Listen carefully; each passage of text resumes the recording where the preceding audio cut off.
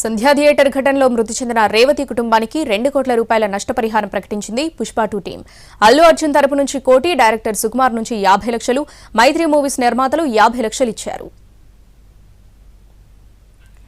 సంధ్యా theatre ఘటనలో గాయపడి కిమ్స్ ఆసుపత్రిలో చికిత్స పొందుతున్న శ్రీతేజ్ ను film development corporation chairman Dil Raju, Allu Aravind కలిశారు.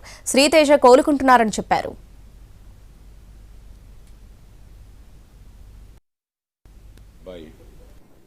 కాస్త కోలుకుంటున్నాడు. వెంటిలేషన్ కూడా తీశారు.